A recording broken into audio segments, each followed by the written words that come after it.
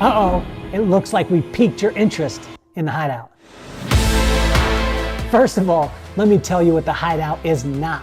The Hideout is not for hustlers, for grinders, or for people who are looking for a shortcut to what the world calls success. The Hideout is about growing as men, creating lifelong friendships, and having the time of our lives. Are you ready to tap in to the endless source that will take you from success to significance? The Hideout is 2.5 days of hiking, biking, and doing the little things that it takes to create lifelong friendships. I find that joy is nothing more than falling in love with your current circumstances and allowing magic to happen. And that's when we see growth in every area of your life. Have you accomplished your goals professionally and financially, and you still thirst for something more? Has success in these areas come at the expense of far more valuable things, like your family, your children, and your relationships?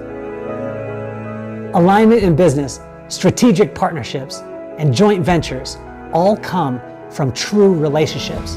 The Hideout is designed to get to know people before you'll ever meet them. This is not your typical mastermind. The Hideout is focused on the one thing that will fuel everything: joy. And when joy is overflowing in your life, you'll find growth in your marriage, your relationships, and oh yeah, your business.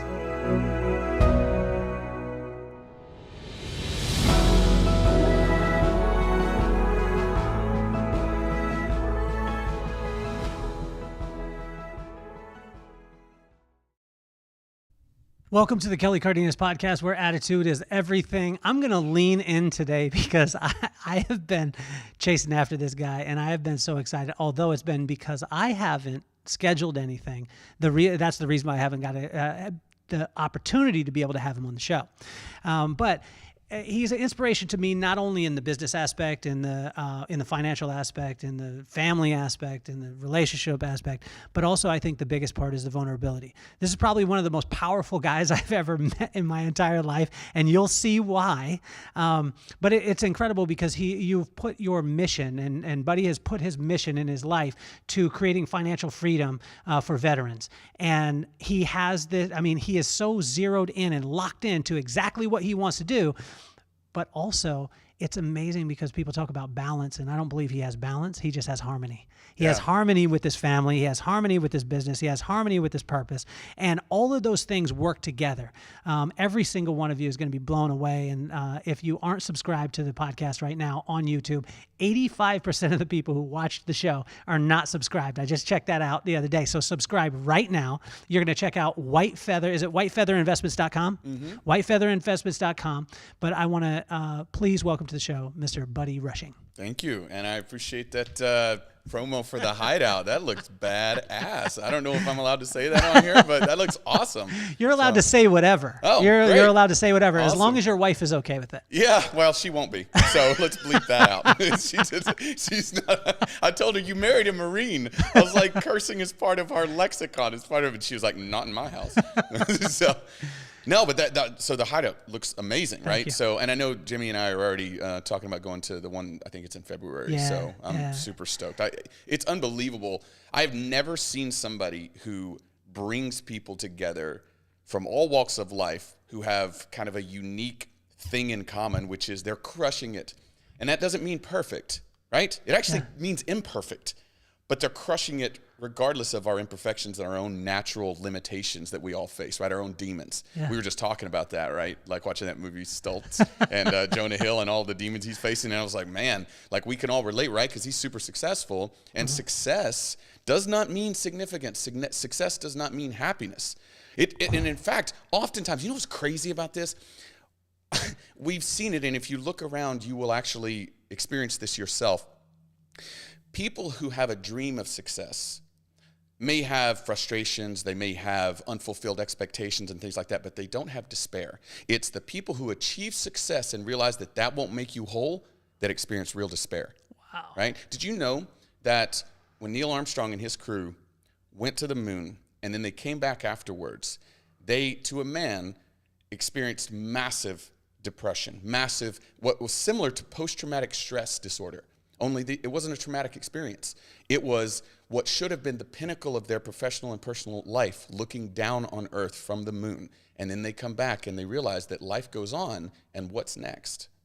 And there was a massive gaping hole, and so they turned to alcoholism, they turned to a lot of distractions and things like that. Stuff like that. Now, we don't go to the moon, not yet, but, you know, we all experience that in our own lives, right?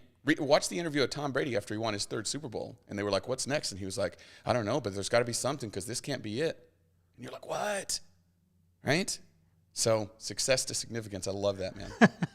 Well, it's one of the things I want to dive right into, because you have seemed to zero in. There's all this talk about purpose in life.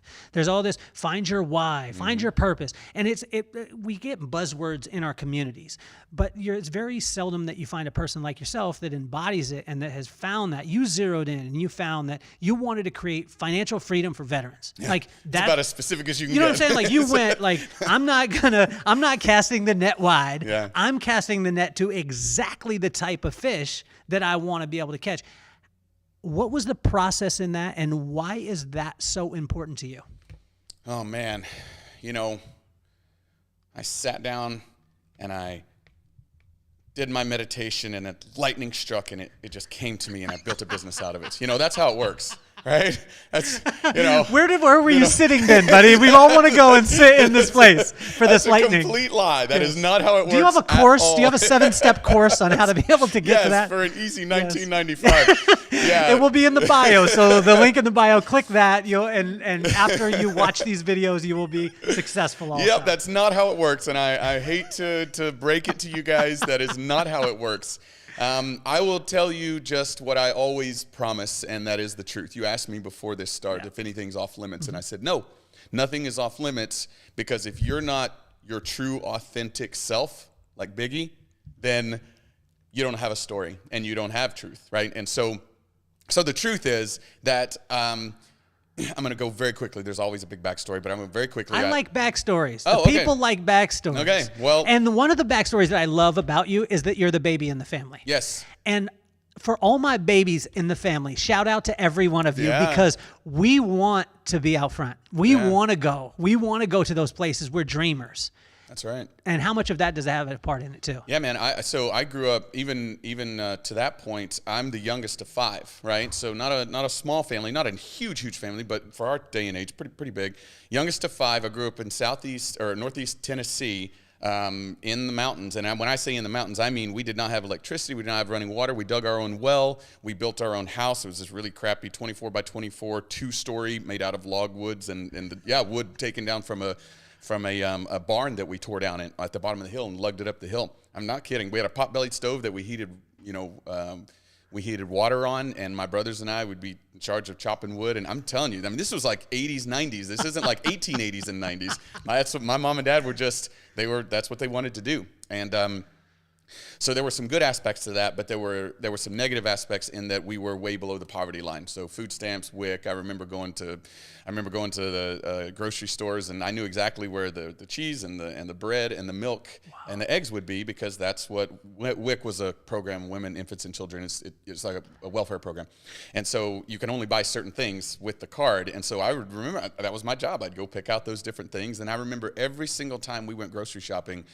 my mom would put everything into the cart, and then once the total started adding up at the register, she would realize that she didn't have enough money, and we would always go take stuff back every single time, right? And I thought that was part of life, right? Yeah. So anyway, the unfortunate aspect to that, even though that they were really hardworking and loving parents, my dad had demons that he worked through, alcoholism and shame. He grew up in an abusive household, and hurt people. And so there was that level of abuse and neglect and things like that in our household as well. And poverty doesn't make that any better, right? And so my point in saying all of that is that 2 things. Number one, being in America, it became such a huge part of my identity, being an American, because I started there. But I didn't mean that I needed to end there, right? Wow. So, other times in history, other countries in history, my mom's Mexican, my dad's a white guy. somebody who was a mixed race, somebody who grew up below the poverty line with no natural birth station would have been put into a box, but not in this country. In this country, you can be whatever you want to be as long as you work toward it, right? And so, no, that's a living embodiment of that, right? And it's still such a real part of me that I'm sitting, like you can see my hair on my arm, right? So I didn't have any money whatsoever. So I was like, well, what do you do when you don't have any money? When you say no money, my buddy Darren, I talked about him the other day on the podcast, and I said, he was like, I'm having a hard day. I said, what was your hard day? He said, I was driving my 7 Series, and I got a flat tire. And then my assistant showed up with my S-Class Mercedes, and I had to drive that, and she took it to get the tire fixed, and you know what? It's going to be an inconvenience. And I was like, so Darren, did you have a bad day, or did you have a Darren bad day? When you say you didn't have any money, can you give us some specific on how much money you didn't have? Yeah, I will tell you this. You can buy 5-gallon buckets of beans, and you can buy this big bags of white rice. Yes. And the beans you have to pour out onto a table, and you have to sort out the rocks. Right? There's rocks in it, right? Because they scrape them together. I love you. Beans and rice 5 days a week. That's what being poor means. Okay. Right? Yep. However, we had food. This is not a slight on my mom and dad. I never went hungry. Yep. Right? And they did the best that they could. Mm-hmm. And so that hard work and that love and the desire for more and the belief in more. And we're also a family of faith, right? And so we go to church, and my mom would talk to me about like having hope and having faith and all of that. That became a part of my identity. And so when the hard times come, you can either crack and blame everybody else, or you can dive in deep inside and understand that there is hope, and hope combined with action can change your circumstances. Wow. So, I was like, can you say that one more time? Yeah. I mean, so hope combined with action, and I mean blistering action. I mean Elon type action, right? A blistering work ethic, and I say this all the time. If you have a childlike sense of wonder and hope, combine that with a blistering work ethic, you can accomplish literally anything, right? And, I'm not even on the same universe as Elon, but we have been able to build 4 7-figure businesses. And, that's about to build the 5th. And about to build the 5th. No, that's a real, it's real. Yeah, it's real. We've been talking about it in the last couple. Yeah, we're getting ready to launch it in January. So, my point in saying all of that, though, is I love the story of, the 2 twin brothers, right, who grew up with an alcoholic father, and one became, a doctor and had a great family and raised his kids in a loving home, and the other, was in and out of prison and rehab. And, when they were 35 years old, they brought them both together and said, hey, talk to us about your life and what has caused you to get into this station in life. And they both had the exact same answer. I grew up with an abusive alcoholic father. Now, you tell me, right, what the difference is there. The difference is what you do with your circumstances, right?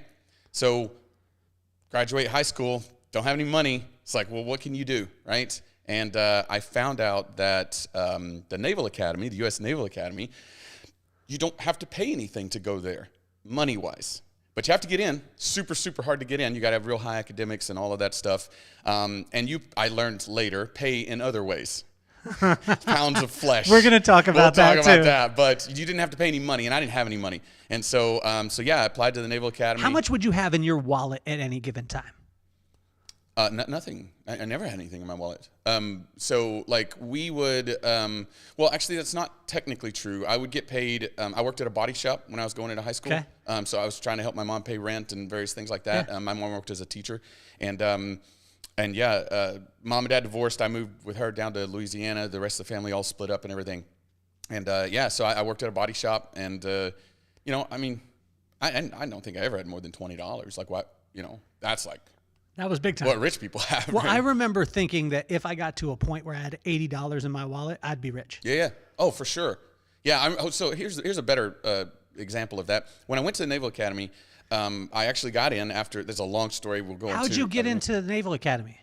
I had really good grades because my mom and dad always really pushed education and reading. We didn't have a TV, didn't have electricity, so we would read all the time. Dozens, hundreds of books, right? And I was really good academically in school. I didn't play any sports in high school because I was working, so I wasn't able to go to after school. So that was a little bit of a hindrance, but I had a great story, and I had great grades. I was top of my class graduating, and so I applied through Congressman Cooksey in Louisiana, and they were like, hey, tell us why you deserve to belong to the Naval Academy. And I wrote this long story about growing up without electricity and running water. And I knew the power of a good story. And I was like, this is my shot to truly embrace like what America has to offer to people that are willing to work for it. And I had great grades, right? And I really killed the SAT. And so they were like, well, this guy can handle the academics, which is the thing that kills everybody at the academy. Yeah. The academics slay you. They're so hard, right? But I also had a great story, and they were like, oh, we could, but I still didn't get in, right? They still told me, they were like, no, sorry. It was like a month before induction day, and they were like, yeah, sorry, try again next year, basically. So I got all dejected, and I was like, whatever, I'll just figure something out. And like 3 weeks later, a week before the classes started, it's called induction day at the Naval Academy, I get another letter in the mail that basically was an acceptance letter, and I found out what happened years later. They accept a certain cohort of people, and then a lot of those people, it's an Ivy League type school, right? So a lot of those people, they get accepted to Harvard, Stanford, whatever. And last minute, right before they're like, oh, this is about to be real, they're like, no, I'm just kidding. I want to go to Harvard instead because I want to party and I want to, live a normal life. And because the Naval Academy is no joke, right? West Point Naval Academy, it's very, very, it's military, right? And so they all drop out, and they're like, oh, well, we'll take the people that were behind them. I was one of those backups. And so I slid under the door like Indiana Jones. Yeah, and so, but I was like, whatever, man, I'll take whatever I can get. So a month before. Less than a month, yeah. Less than a month. Yeah. Where are you at when you get the letter? I was in we lived in a little like 600 square foot, it was a duplex, one side of a duplex, a little 600 square foot place in Glenmore, Louisiana. You can Google it. I wouldn't. It's one stoplight, not very impressive town. Sorry to anybody from Glenmore who's listening. But we were in there, and I remember getting it, and I was like, what happened? What's going on? And then I called, and they were just like, well, you need to show up in like a few weeks. And so I actually had to dig all of my paperwork out of the trash because I had thrown all my paperwork in the trash, right? Yeah. I had to dig all my paperwork out of the trash, and we had to figure out how to get up to BWI. And we don't have, at this point, we still don't have any money, right? And so we had to my mom scraped together all the money that she had to get me a plane ticket to BWI, but she couldn't afford to go with me. So I flew in, and I land at BWI. I'm this 18-year-old kid with all my worldly possessions. I don't know what to expect. What year is this? This is 2000? Is that what it is? So this is right after September 11th? No, before. Before. So 2001. That was 2001. Okay. Yeah, so that plays into it as well. So I fly in. I'm there at BWI. Most people that go to the Naval Academy, they prepare for years. They know everything. They go up to the academy. Their parents are from, everyone legacy knows, stuff. Always. And I had no clue what was going on. So I show up there, and I'm the only person without parents. Everybody's parents. It's like this big scenes, like, oh my God, you're going off to war. Not really. I'm going off to class, but okay. And so. It was ridiculous. It was daunting. Like everybody there was letter athletes, student government, top of their class. Like I had never seen so many superhumans in my entire life. I was like, whoa, like I was the top of the heap back in my I graduated it was 30 people graduated in my graduating class, 30 people, 32. 30. Yeah. Wow. And so I was the top heap of 32 in the lowest education parish of the lowest education state. Louisiana is not real high on the education, right? And so I thought I was the man, but I would just happen to be in this tiny little pond. And then I go to the academy, and it's like the biggest pond ever. And there's whales and there are unbelievable superhumans that walk amongst us. And I know you know that, but I didn't know that at the time. There were guys that were faster than me, smarter than me, nicer than me, like handsomer than me, like just great guys. You couldn't hate them, but they're superhumans, And I was like, I don't know, I don't belong here. But I remember, and this is the last thing I'll say, but I don't want to get too much off of the stay. Go. Okay. Well, I remember the first big thing. I had never made a B in my life, just so you know, right? I was really, really good at academics. Always even in early grade school? Yeah, even in early grade school. I don't know if I can hang out with you anymore. Yeah, it was very low standards. super, super low standards. It's like if you showed up, you got a C, But I hadn't made any B's, and so I didn't know what that, but I also didn't have to study because it wasn't academics just weren't hard in my high school. But I had never taken chemistry, calculus, or physics going into college. Never taken chemistry, calculus, or physics. I'm going to say that again because nobody's going to believe that. They just didn't have it available. And so I get there, and I plebe chemistry. Right? It's plebes is what they call the underclassmen, the freshmen at the Naval Academy. Plebe chemistry is called the plebe killer, right? Because it's very, very hard. And it's meant to weed out all the people that shouldn't be there academically. I'd never taken chemistry. And so I remember studying as hard as I could, working as hard as I could, and I took the first test. And it was, you know how you sit in front of a test and you see all the questions, you're like, oh, I don't know the answer to that, let's skip to the next one. And you go through the whole test and you're like, holy shit, I don't know the answer to any of these questions. I just skipped the whole test. I just don't know. And so you just try your best and your heart's beating, you've got a cortisol level spiked, you're just like, you're sweating. And I finished it, I turned it in, and the next day we were come back in to get the grades, and I got a 47. I remember, I can see it right now in my mind's eye, and this was 20 plus years ago, 47. And I went up to him and I was like, this is wrong. You know, he was like, yeah, it's all wrong. And I was like, no, the grade, like I had to do better than that. And he goes, no, that was generous of me. And I will tell you this is my professor saying this. He goes, I'll tell you this. If you want to stay at this academy, you need to change something right now, because this course will send you home. And I shot through my veins. Like, I was just sitting there, and it was just like, in my head, I'm like, bro, I don't have anywhere to go. You want me to work at the co-op back home, right? At 7-Eleven? Like, that's my future if this doesn't work out. Whoa. So it wasn't, I don't have another option. And so I was afraid, but I remember, this is going to sound cheesy, but I don't care. I love Rocky. I love the movie Rocky. I know it's a fake character, and I got all that, but I watched Rocky 4 like the other day. I've watched him hundreds of times, because he's not a great boxer. He never at any point becomes a great boxer, but he is an amazing fighter. He's a warrior, right? And his whole mantra is, I'm not trying to not get hit like Mayweather. Nobody can hit Mayweather, right? Yeah, okay, he's won all these things, but Mayweather's not a fighter. He's a boxer. He's a wonderful boxer, and he's made all his money, but he is not a fighter, right? And I'll stand by that. Yeah, I believe it. So and that's not how life works. You cannot avoid getting hit in life. You cannot avoid and slip and duck and, you can't hit me in the back of the head because that's against the rules. Life doesn't give a shit about rules. Life will absolutely annihilate you. And it's not about avoiding annihilation. It's about being able to take it and move forward and keep the hope alive and to keep working, just working, right? Until you move forward, until you find that success. And that was the Naval Academy for me. I said, they're going to have to kick me out. Because a lot of people leave. A lot of people, they get punched in the face and they're like, I'm out, right? I'm going to go home and do something different. I didn't have a home. So it wasn't, a lot of people, they would ask me, they're like, what gave you so much courage? I was like, bro, it wasn't courage. It was fear. I didn't have, it may not be the most noble of pursuits, but I didn't have another choice. And I learned later the story of, the burning the ships, right? Right? You exit and you burn the ships and you don't have anywhere to retreat to. And guess what? You can either succeed or you die. And when you're faced in that situation, you succeed more often than not. And that's what the Naval Academy was for me. I just didn't realize it at the time. And I was like, it's Rocky. I'm just going to keep moving forward until they kick me out. And I eventually graduated with an aerospace degree and a commission in the Marine Corps. And that was the start of it, right? So it's the start. It's the beginning of it. And it's amazing because a lot of people would be like, okay, well, that's the end. Like, I did that, and then I ride it out. But he didn't ride it out, though. Yeah. Talk to us about that, because most of the time people would just be like, okay, I'm in. I'm going 20. I'm retiring. Yeah. And then I'm out. Yeah, that's a fantastic point. Yeah, so the traditional wisdom, when you get into, especially when you're commissioned in the military from a naval academy, from a service academy, is you have like 7 years you have to do, basically, right? And to pay back, right? Because they invest like $400,000 into you, and you don't have to pay a dime. So what you pay is in years of your time.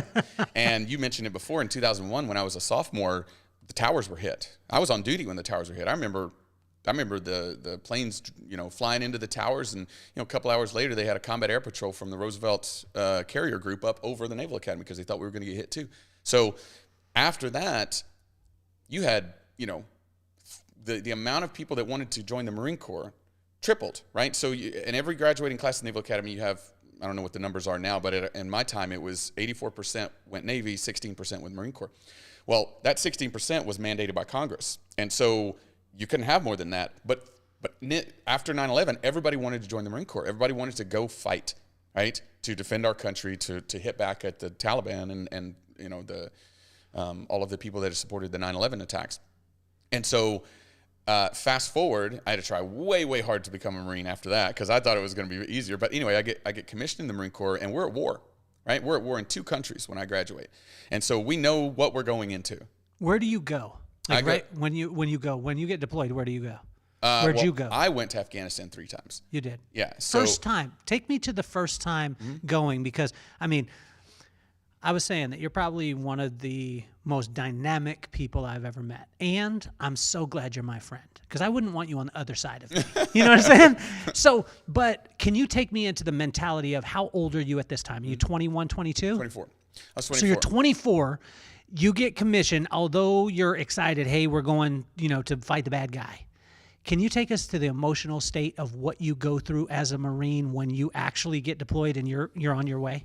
Yeah, well, so when I graduated the Naval Academy, I was 21. I went through the training school, and then I got sent out to Okinawa, right? That was my first duty station. But then I got put on what's called a Marine Expeditionary Unit, which is a flotilla of ships that goes around Southeast Asia responding to trouble.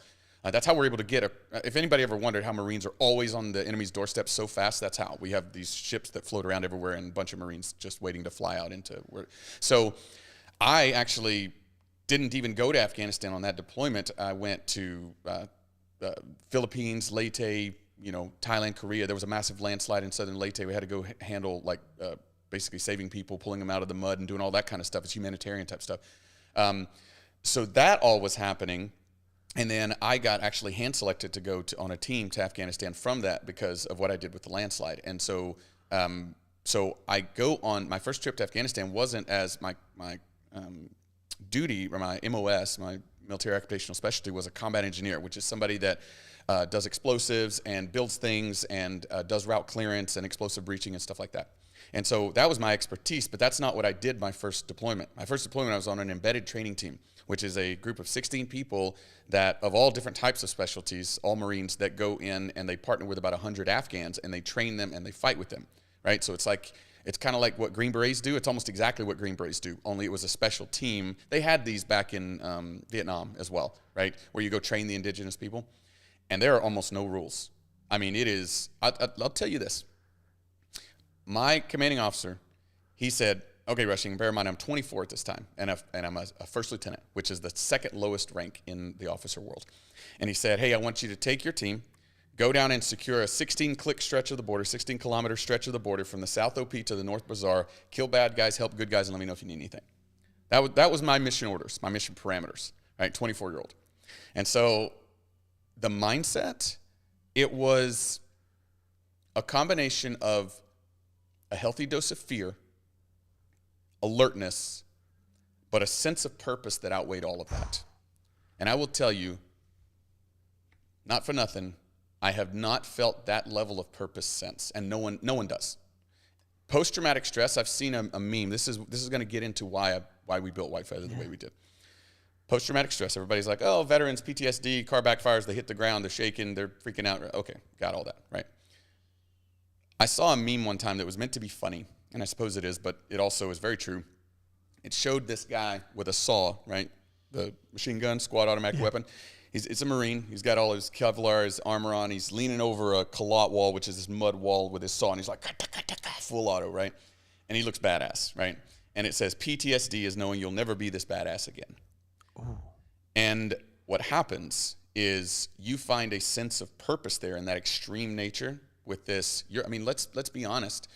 You are there defending your brothers and sisters, your fellow Marines, right? Defending the people that you care about, trying to come back home, but also you're a part of enforcing your nation's policy. And regardless of what you care about the strategic nature of that mission, the second we lose our military and our ability to go and enforce our nation's policy, that's the second we get taken over, and all of a sudden we're speaking another language. So directly or indirectly, I am fighting for the American way of life. At least in my head, that's it. And I was fighting for the 9-year-old dirty half Mexican kid who's on food stamps who wants a better life, right? Wow. And this country allows that kid to become an aerospace engineer and to become a first lieutenant and lead Marines in combat and get decorated for valor and all of that stuff, right? This country allows that person to do that. And we're only one generation away from losing all of the rights and freedoms that our forefathers have fought for, right? I mean, let's be honest. We're one generation away from that, right? And so there's a sense of purpose when you go out there and do that. And it's also a sense of purpose in an extreme situation, right? Which makes it that much more, it gives it that much more gravitas. So when you come back from that and you get out of the military and you're, let's just say a normal average person, 28, 30 years old, your skills are in leading people in extreme situations, combat situations that just don't exist in American life, right? You're good at finding roadside bombs. You're good at breaching indoors, right? You may be able to get jobs with like police departments and various things like that, but most jobs, your skills are not marketable. And even if you got a job as a police person, that you're not going to get paid nearly as much as you were with full pay and benefits. So, and you don't know how to pay for stuff because the military takes care of everything for you for the most part. So you have no idea what to do with finances. You have no financial background. You don't have marketable skills. You're older than your peers. You lose all your sense of community and your sense of purpose. And you're doing a job that pales in comparison to the sense of purpose that you had before. Do you understand now? Do you get some kind of idea how these gods on the battlefield turn into homeless people, right? It's not a defect in their nature. If it was, then how in the heck were they people who got a Bronze Star for doing something that no one else had the guts to do? That's the same person. I know, in my mind, I know who I'm talking about right now. I'm not going to say his name, but he was one of my Marines, right? So when you see that kind of stuff happening, it hurts. And then, but you don't know what to do about it, right? So I'm still in the Marine Corps. I'm still going through all this, whatever. And you don't know what to do. Is this registering at the time while you're in it? Yeah, it registers, but you don't see it. Like, I did a platoon command tour, and then I did 2 company command tours. So I had somewhere in the vicinity of 1,000 people that were my Marines over the course of my career that directly reported to me that I directly was responsible. And so out of that, you see a certain percentage that transition out. And then you see their lives because of social media. You see their lives, and they reach out to you afterwards, and they talk to you about what's going on in their life. And I started seeing all of these people whose lives were unraveling after they got out. And these are people that I remembered from the time I spent with them. And I was like, man, how in the world is he going through this, right? And so it started getting me thinking about it, but I didn't know what to do about it. And, it's not like you want to start another government program because there's tons of government programs, right? And that's fine, right? I mean, that's awesome. Yeah. But separately, on one of my deployments, I was in an MRAP, which is this big armored vehicle, and we're on this long-range patrol, which takes days, and it's like there's so much downtime. But you can't fully relax because you could get shot at any time or whatever. But like, you said that like that's normal. We're in Carlsbad right now for all of you listening. So most likely when I'm driving for a couple hours, I'm not thinking, man, I need to be kind of tense. Not at all. And here's what's really cool is you can ask my wife, whenever things are really bad or really stressful, and she's like, what do you think? Like, what are your thoughts as far as like how bad is it, how stressful is it, whatever? And I was like, well, I mean, nobody's shooting at us, right? So, I mean, that's awesome, right? Because it's not super awesome to get shot at. Yeah. And, you kind of everything else in life fades away whenever your life is being directly threatened. And so, right now, I was talking to you before this podcast that like we're running into some challenges and different opportunities in business, right? And some things that we invested in that aren't going well. And it's like, okay, I can be super stressed out about that, or I can realize that no one's shooting at me, right? And okay, if that property sits vacant a little longer and maybe I lose it, maybe I let it go, maybe our lifestyle completely changes because things go really bad. No one's shooting at us. Right? It's like, how bad is it really? So anyway, I read, I found a little tiny purple beaten up book in between, where the radio mount was and my seat. And I pulled it open and it was like, Rich Dad, Poor Dad. I was like, whatever. This seems like a really small, whatever, easy book. And the guy was a Marine who wrote it. Okay, all right, I'll check this out. If any of you read Rich Dad, Poor Dad, you realize it takes about 30 minutes to read it, or 45 minutes, whatever. It's super small, super simple book. And I remember when I finished it, I thought 2 things. Number 1, this guy's a terrible writer. And 2, This is the most powerful, life-changing information I've ever heard in my entire life. Because if you have read it, you know what I'm talking about, right? It essentially shows you ways that normal people can become generationally wealthy and change the trajectory of their family's life forever. And that's something that I'd never heard in my life, not even at the Naval Academy. You know what they pitch you at the Naval Academy, or at least 20 years ago when I was there? Oh, we're going to bring these guys in who have these big mutual funds and just put your career starter loan in with the mutual funds or First Command or whatever, and just let them handle business for you because, you should stay focused on what you're doing. Don't worry about finances. That's what they teach, right? Or at least what they taught whenever I was going. And so, my first car, I got a 17% interest loan on it because, I was a Naval Academy graduate, right? Aerospace engineer. You would think that person knows how to handle finances. Nope, not at all. 17% interest. Eventually got repossessed because I went to Afghanistan, gave it to my brother, and he never made any payments on it, so they repoed the car. So that cratered my credit, right? That's another story, but my point is, I'm this guy who, at the time, I was this guy who you would have said is very accomplished, top, percentage, whatever, of everything. And I made really dumb financial decisions. And so if you don't learn these things, you don't know these things. So I read Rich Dad Poor Dad, and I was like, could it be possible? Could I change the trajectory of the Rushing family legacy forever with this? Is it possible?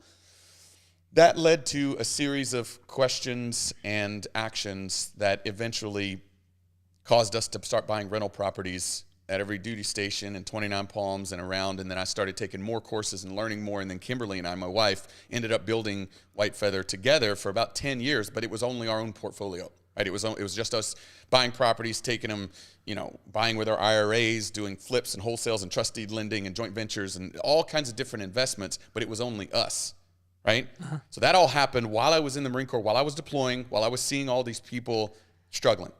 Okay, so these are two parallel storylines that had nothing to do with each other. Are people seeing this? Are people that you're in the military with seeing this and starting to ask you about it? Yes. Yeah, that was the one common thing is I would talk about it constantly. And everybody was like, oh, wow, that's crazy, awesome. How can I be involved? And I'm like, read Rich Dad Poor Dad. I don't know, right? That I didn't have anything for them because it was just like, bro, I'm just, it's not like I have a business. Like I'm doing this in my spare time, like in between deployments. I remember one 5-plex that we bought in our IRA. My wife was running the numbers and running the renovations and everything. And I was in Helmand Province, Afghanistan, which is, I think it's like 13 hours away. So she would send me an email with all of her information. And then when I woke up, she was going to bed. So I would read it and do my calculations and tell her what I think she should do. When she woke up, she'd have an email, and now she's ready to go, right? That's how we ran the Yucca Valley 5-plex. But we were doing all this stuff, and it was small potatoes in the scheme of things, right? We had, I think, like 7 properties or something, but they were very $100,000 properties and various things. Not financial freedom. But what was interesting is I was learning all the skills that were necessary to do it at a larger scale. And I didn't realize that at the time. So, I am a big believer that, our course, obviously our decisions determine the course that we make, but I do believe that that we have a mission and we have a purpose in this life. And I believe that's ordained by God. Yeah. And for me, that meant going to Afghanistan, experiencing combat, experiencing all of the life lessons that comes from that while also serving my country and making mistakes, right? And I also believe that it meant seeing a lot of the pain that that military members experienced both in and out of the military.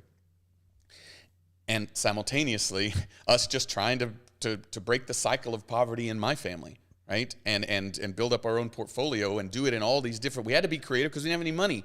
So that's what drove us learning all these creative strategies, is because we didn't have any money, right? And so we'd have to take a property, subject to the existing financing, or we'd have to take a property with joint venture capital or whatever.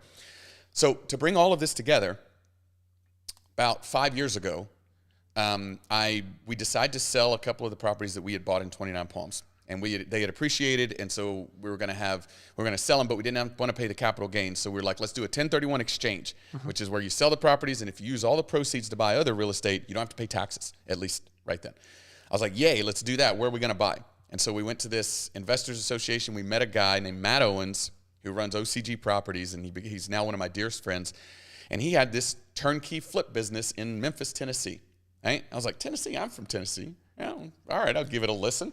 What's a turnkey flip business? Oh, you're somebody that buys properties, renovates them, puts a tenant in place, and then puts them under management, and I can just buy that cash flowing property? Yeah. I buy it retail, but hey, it's cash flowing, and I'm buying for the long haul anyway. So I was like, let me give that a shot. So I sold some properties in 29 Palms and bought them in Memphis, and it worked out great. And I was like, man, this is the next level. This is awesome. How many more do you have? And this is where things changed forever for White Feather. He said, well, I've got like 35 in the pipeline, more to come. But yeah, if you want any more, let me know. And I said, well, I don't have the ability to buy any more, but I've got this list of Marine friends who've been hearing me for a decade talk about real estate, and I know that they'd be on board. I said, but I don't want to charge them anything, and I'm not going to do it for free. So he's like, well, yeah, I'll give you a referral fee. And looking back now, Matt, if you're listening to this, it was a very small referral fee for each of the properties. I would charge a lot more now, but I didn't know anything, and it was fair for the time. It really was. And Matt's a phenomenal guy, but it was relatively. Matt, you owe Buddy some money. Yeah, Matt, you do. We're coming after you. Actually, Matt wants me to pay him money because we bought. I'm going to give you the punchline here. Over the course of about 2 years, we bought about 300 properties from him as a group. Yeah. Right, so that gives you the punchline. We held those properties, and they're worth a lot more now. And Matt made X amount on each one of them, but lost out on all the growth and equity. And so we probably made about 4 times at this point what he did. There we go. Because of all the appreciation, and this is why you hold rental real estate. So anyway, he would be like, no, I'm not giving you any money. You give me some money. So I said, well, I don't know. He goes, yeah, sure, I'll give you a referral fee for each one that you sell. And I was like, well, okay, this is awesome. I don't know if it's going to work. Let's see. So I called 4 people. It was a Saturday morning in February of 2017, right? Saturday morning. And we didn't have any kids at the time. It was like I was working on the nights and weekends and, everything. So I called 4 people, and every single one, I was like, hey, I've got these deals. I've finally got some deals available. They're really cool. You've been talking about are you interested in them? And every single one of them were like, not just yes, but hell yes, right now. Let's do this, right? And I was like, whoa, this is interesting, right? So I started basically teaching them how to read numbers and how to invest in real estate. And like I said, the word spread. I've never done any advertising or any marketing. It's why you're probably not going to find tons of stuff about White Feather on the internet. I mean, I've got a website, but we don't, it's all been organic. Mm-hmm. And yeah, within about 2 years, we had bought 300 properties collectively as a group. And you asked the question before about how did you find your niche? And this is us taking an hour to get around to your question. That's okay. The niche fell into place because I had seen the pain of people getting out of the military. It reflected the pain and the hopelessness that I felt whenever I was a kid. And I finally had a solution from Robert Kiyosaki and Rich Dad, Poor Dad that we had put into action. And then Matt had created opportunity for other people. And all of those pieces, God put into place all at the same time for me to be able to say, I can finally start doing something to help with this, because if I can help these people buy rental real estate while they're in, just like me, then when they get out, they don't have to take a plumbing job that they don't want. They don't have to go be homeless because they can't afford the rent. They don't have to do all this stuff because they've now built up not only this income stream from appreciating assets, and now they're not a vet that's broken, they're a real estate investor. You tell me the difference between somebody who's a former Marine or somebody who's a veteran, right? Which there's pride in that. Yeah. But you tell me the difference between somebody who says, oh, I used to be something great versus I am a real estate investor now, right? It's a mentality shift. And I've got specific examples of people who are they've done eye-watering stuff, and their examples, like, they blow you away. And they're people who will tell you, if I hadn't built this, if I hadn't done this, I honestly don't know what I'd be doing, but it would not be as fulfilling as this. Not even close, right? And then there are absolutely people who would be on the street. And then when I make this sound, this is real because we know this. Veteran drug abuse and suicide is much higher than it is for the average concurrent civilian population. So in a real way, it's also about helping us save our own lives, because one thing leads to another. You see that, right? Like, whenever you don't know what to do or you don't feel like you have any purpose, it sucks. It feels bad. So you want to escape. And the way that, the military is a heavy drinking culture. So the way that we normally escape is we drink a lot. And when that stops working, we go to the VA and complain about a bad hip and get painkillers. And then we get hooked on painkillers, and then we can't hold down a job. And then we're so desperate that we kill ourselves. That's what happens. That's why there's 22 veteran suicides a day, right? This is real stuff. Wow. So a way to combat that, and I'm not saying that, like, I'm not into, like, helping with mental health or helping with that. There are people, there are amazing professionals with big hearts that help with all of that. I'm a tiny, tiny niche, right? But I have seen in my own life, and I've seen in hundreds of other lives, that if you can help give somebody a purpose that actually is action-oriented, creates income, creates generational wealth, and gives them a sense of pride, and you can create a community around that, absolutely you can save lives. And that's what White Feather became. But I will give credit to Dan DeVille, who's a dear friend of mine. He's a big-time business builder. I mean, he's a rock star business guy, right? Way better than me. And so I brought him in and I said, hey, can you do me a favor? I've got all these people that want to buy all these properties. I'm helping them do it. I feel like there's something big here, but I have no idea how to build a business, right? So can you help me? And he goes, you know, we sat in my office, bedroom, whatever, for like a whole day one time. And he talked to me all about business fundamentals. He said, I want to ask you one question. You have to make this decision. Do you want to focus entirely on the military and their families or everyone, right? And bear in mind, this decision is focusing on 1% of the population or 100% of the population, right? So focusing on 1% of the population, that cuts out a whole bunch of people that can't be your customers or your whatever, right? Yeah. And I decided to focus on the military because of all of the things that I just talked about. Because that's where the pain is. That's where the pain that I can relate to is. And that's where, for me, my heart is. And so I would love to say that I found my mission by meditating on the top of a mountain. But And the lightning didn't come? The lightning didn't happen. It didn't come. It was a series of life events that came together, and then, you know, ultimately deciding what I wanted to focus on based off of where I felt my heart going. I've been talking for a long time. That's good. So help me to understand too, because I think a lot of times when people go through these kind of things and they, you know, you get in, you find your niche, which let me tell every person that's listening that everybody starts out trying to narrow a niche. Mm-hmm. And what you just told us was you went after your heart, and your heart exposed what the niche was, and God exposed that niche to you. Yeah. I find that a lot of times people hard charging in that end up failing in other areas. I look at you, and when I was talking about earlier, the strength that you have, how dynamic you are, how intelligent you are, but you've got a sense of vulnerability and a self-awareness that I've never experienced in my life. How have you been able to cultivate that? Because most of the time when you have a person who is as dynamic as you are, the person just goes, mm-hmm. and they don't look at all the carnage that's in their path. Yeah, that's right.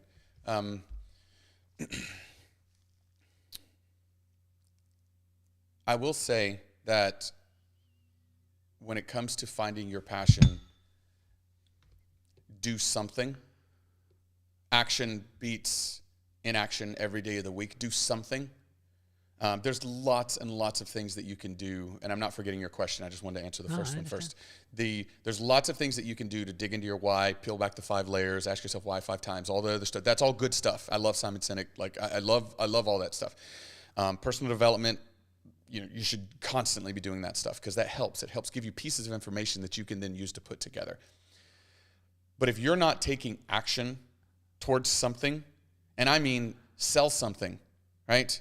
Everybody is selling or buying all the time, right? And no matter how awesome your dream is, if you can't fund it, if it can't be monetized by something, and I mean even charitable organizations, they have to be monetized, right? Money is the energy that allows all things to happen in business and in our communities. And so, do something. And while you're doing that, you can start asking yourself all the hard questions about what am I passionate about and things like that, right? So it's not a magic bullet. It's something that will develop over time, but only if you continually move forward. So how do you do that without becoming a dick is the question, right? That was a better way of being able to put it. Absolutely, yes. Because most of the time, honestly, buddy, like most of the time you see a guy like you, right? And you have 50 people that are like, I mean, you hear of the Michael Jordans of the world or the Kobes of the world. They were like, now that we hear them, like, oh, wow, we appreciate them. But Steve Kerr getting punched in the face probably wasn't that excited. I don't hear that about Buddy. I'm close to Buddy. I get to spend time with you almost every single week. Yeah. And I know what I'm going to get, but I also get this. I mean, I don't just get this hard exterior. Yeah, I will tell you, I think for me, it's been finding the right role models and emulating them. What was the wrong ones that you went after? My dad. My dad was the first one. My dad was the first wrong role model. Did you emulate him? I think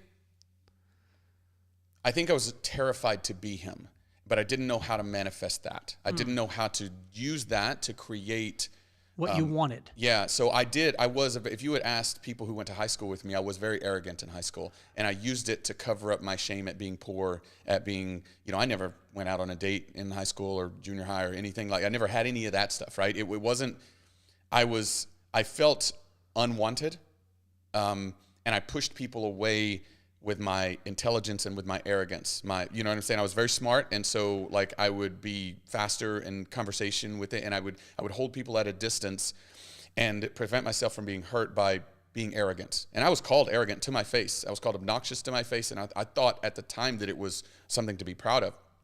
That's how screwed up it was, right?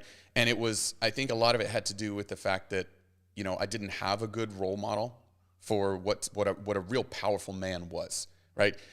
And where I grew up in my hometown, a powerful man was somebody who was physically strong or made a lot of money or was violent or whatever, right? That was a powerful man who didn't take, any lip from his wife, that kind of thing, right? The woman knew her place and da-da-da. That was it was very patriarchal. Now I know that really the inverse of almost all of that is true, right? The most powerful men that I know are the most respectful. Dan DeVille is a great example of an incredibly powerful man who can accomplish anything, and he has in multiple business arenas. And just his force of personality is amazing. It's gravitational. But you tell me he's not humble. You tell me that he doesn't worship his wife, and he doesn't empower her, and you know what I'm saying? And that he puts all of his faith and all of his humility, in God. And, he is an example of somebody that makes millions and millions and millions of dollars a year, but is not a dick, right? Yeah. Right? So the short answer to your question is there are role models that are out there, and the most powerful ones that I've seen that are the happiest, right? That not just achieve success, but also significance and happiness. Those are three different things. Right? You can have any one of those three without having the other two. So I want success, significance, and happiness. Tony Robbins is a fantastic example of that. Peter Diamandis is a great example of that. There are people that you can emulate and learn from, like Zig Ziglar and various other people that talk about creating value and talk about, turning away, not giving into the darker parts of your ego, but empowering the brighter parts of your ego. Because ego drives us. It drives us to success, and it drives all that. But the dark part of, hey, look how good I am. Let's talk about me and how much I've accomplished and all that. The reason you feel icky inside whenever people like that start talking and talking like that is because that's not the way we're hardwired to be. That's for ultimate happiness, right? It's the way that the darker aspect of our nature wants us to be. And so if you can feed the bright aspects of your nature and empower that person, then you can have all the above. You can have success, you can have significance, you can have happiness, you can have love, right? You just wrap all of it in love together. But you don't learn that innately. Innately, we're, flawed humans. So I heard somebody talk about this, and you tell me what you think about this, because I'm just a fairly recent parent. I have a 3-year-old and a 5-year-old, essentially. You're in it. I'm in it, I'm in it, and Kimberly and I, my wife, will tell you that, without question, the first thing we always say whenever we give each other parenting advice is, I want to just start off by saying, I don't know what I'm talking about, but here's what I think we should do, right? And we don't. And if you're being honest as a parent, you don't know what you're talking about, because by the time you figure out 2, they're on to 3. And you're like, well, here's a whole new set of problems or a whole new set of challenges or whatever. But I heard someone say, a mother, she said, she was hearing us kind of correct Alana. I said, what do you say whenever somebody gives you something? Alana, thank you. And Austin, he's like, milk, I want milk. And you're like, okay, what's the magic word? And he goes, please, right? And so not only is it cute, but it's also arming them with what I believe is a currency in our world and a superpower, which is respect. Ooh. Respect is an absolute currency, and I believe it's a currency that gets more powerful as you get older. Right? People often respect drops off as they get older. But do you know that some of the greatest investment decisions, some of the greatest relationships I've built, some of the promotions that I've gotten in the military, some of the missions I've got approved in Afghanistan have come from using respect to create a fertile ground where my point and my proposal could be understood and heard. Right?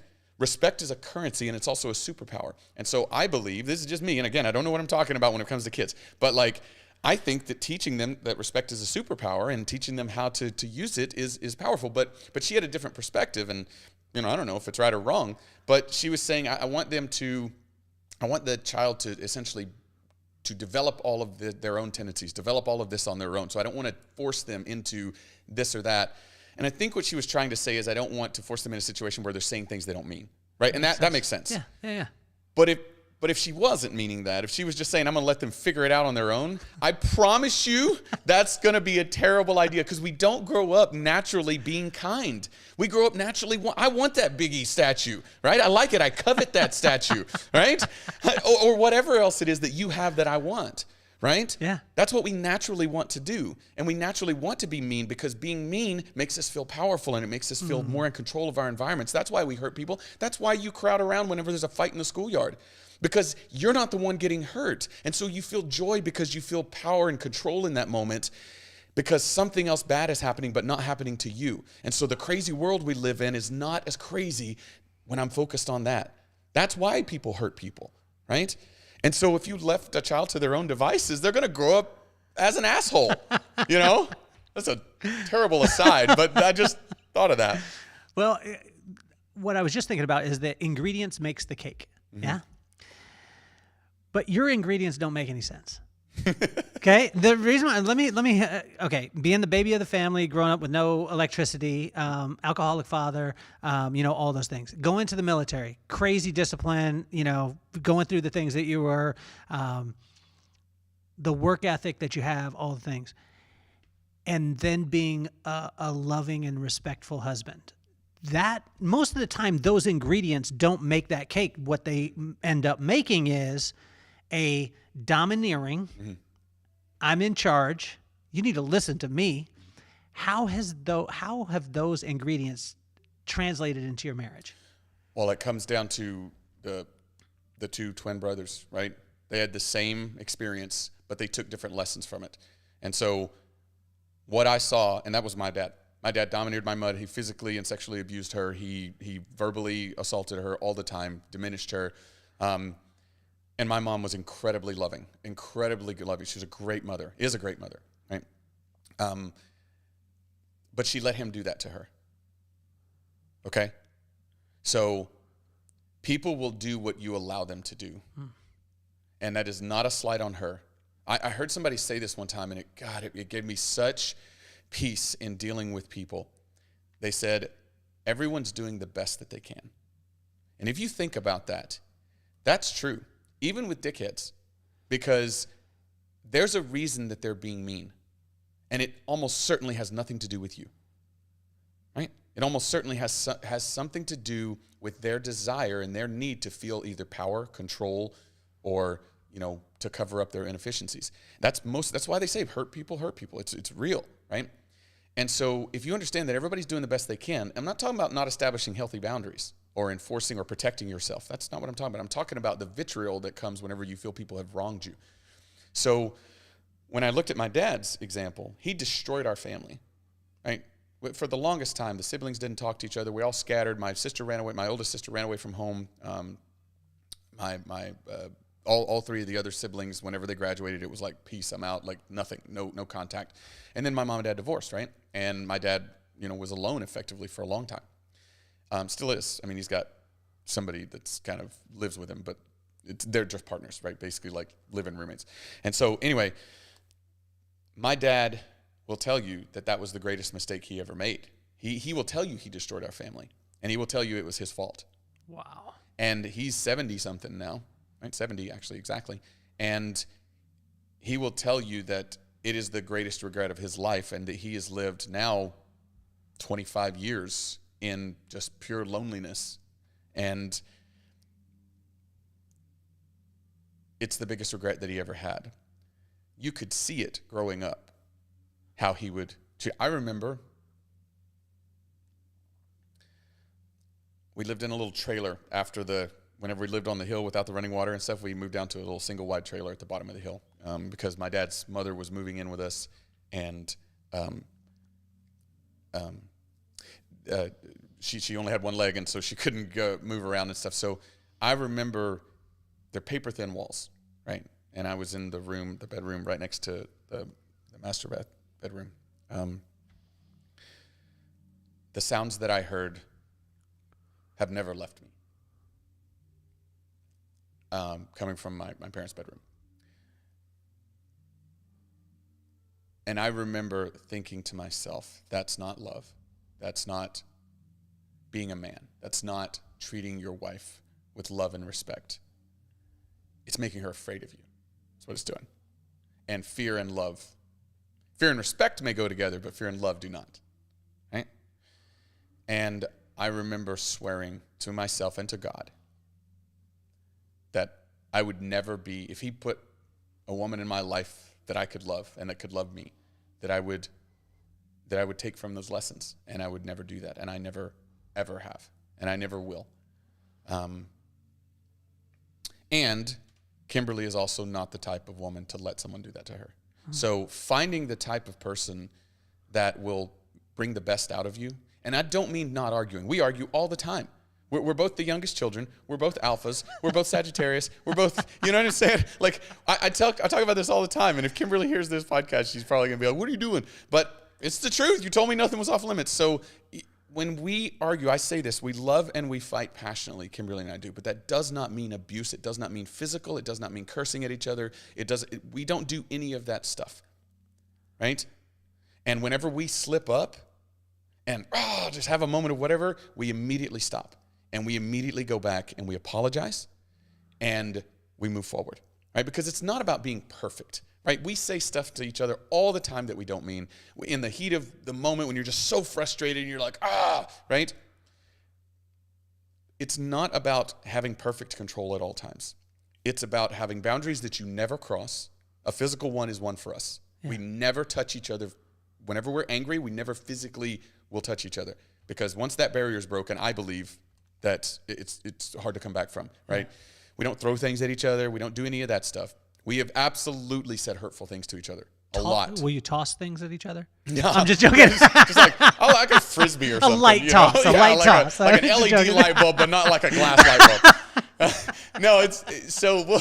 My wife is laughing right now because she's like, if you throw something or even toss, I will punch you in the throat. Yeah. So. Yeah. Well, I mean, and again, everybody has their own sort of boundaries and things that they do, right? I'm not trying to give marriage advice. I'm just trying to say, my dad, used to whip my mom with a belt in front of us whenever she would disobey. Right? Are you fucking kidding me?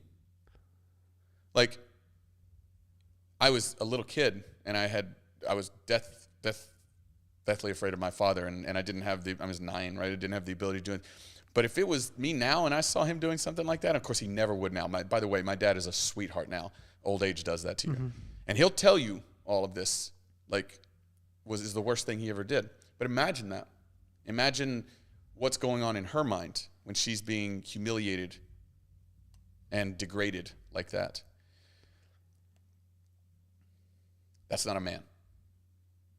Right? So you ask the question, how do you go from being like this disciplined, hardworking, person that's looking to achieve success in business and fight and fight in Afghanistan, physically fight in a firefight, and lead Marines and so on in those extreme circumstances, but then come over here and not be angry or whatever, or physical or whatever with your wife.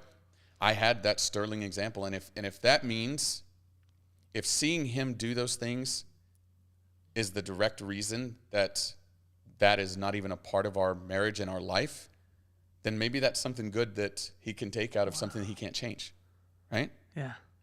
And that's what I look at it as. And you know, Kimberly my mom was a great mom, but there were certain things that she couldn't, or you know, didn't know she could control that caused a part of our childhood to be traumatic, right? Our kids have never experienced anything. I make jokes all the time, like our kids, they live in like, Kimberly's like, I wonder if I'm being a good mom and this and that. I'm like, are you kidding? These kids, like, they got the Willy Wonka lottery ticket. Are you kidding me? It's the most loving, happy, joyous, playful household I've ever seen in my life. I was like, nobody is getting, you know, nobody's having to pick out a stick that they're going to get, you know, beat with. You know what I'm saying? Like, they're not, you know. You would get kicked out of Carlsbad if you did that. Oh, my God, right? So anyway, the short answer to your question is, remember the two brothers who had the alcoholic father and what you choose to do with the cards that you're dealt.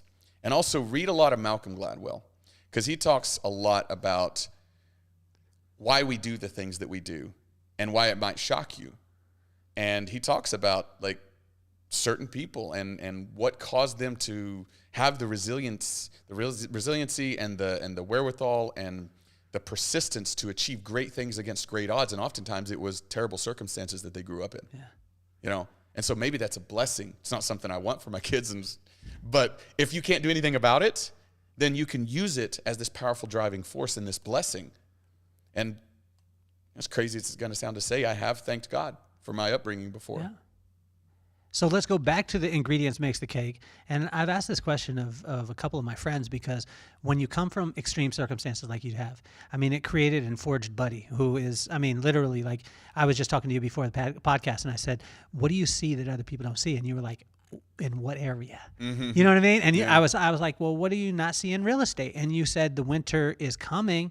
It's going to be longer than most people think it's going to be. That's what you were saying. Am I correct on this? Yeah. Like, you were saying that, and it was almost like you lit up. Like, I saw you, you know, it was almost like Rocky about to, you know, I'm about to go into another fight. If ingredients makes the cake, and hard times, challenging things create this amazing guy who's Buddy, how do we, raising our kids without those things, help them to be able to be ready for the storms that are coming? Yeah. Whew. So this is, I think the essence of a great host on a podcast is someone that can ask the right questions, right? That's a simplistic way to put it, but that's what I believe. And that is the question of a parent, especially a parent that lives here in Southern California, right? Where, you know, things may not all be all sunshine and rainbows, but there's a lot of sunshine and a lot of rainbows, right? There's a lot of them. So, I mean, Wi-Fi goes out occasionally. Yeah, occasionally we have a flat tower on our 7 Series. Yeah. But other than that, like, you know, so that is the great question, right? And Kimberly and I talk about this a lot because, you know, by the standards of, you know, the definitions of American society, we're wealthy. And, you know, but I would suggest that by the standards of world society, all Americans are wealthy. So let's talk about that later if you'd like. But anyway, by the standards of American society, we're wealthy, which means that our children are going to grow up without understanding what it means to not be able to go out to eat whenever we want, or to not be able to pay the rent, or you know, we have to move somewhere because we can't afford to live here anymore, or things like that, or even worse things. They're not going to experience those. So how do we teach them the life lessons and, more importantly, the resiliency to be able to withstand hard times whenever they're not experiencing hard times? And what I personally believe is 2 things, and I'm open to more ideas. One is showing them the real world, and that is not San Diego. The real world is just south of San Diego in Tijuana, right? And we've been down there. We built some houses down there, and we've so on. And I see Tijuana, and I think of Southern Leyte. I think of driving through the streets of St. Bernard, and there are people living in shanties. There are people living in where they've got these like rickety, you know, wooden structures that are like 8 by 8 with a piece of tin on the top of it, and then a cloth for the door. Most of them that I saw were really happy. It was crazy. It was way more poverty than if someone on food stamps is like wealthy to them, right? it was way more poverty than I had ever experienced. But there wasn't despair there. There was joy. And that really struck me, right? And then in Mexico, right, you see people that are deformed because they don't have access to good medical care if you're in that part of society, the poor part of society. So showing them what the real world is like, and then showing them what hard work is like.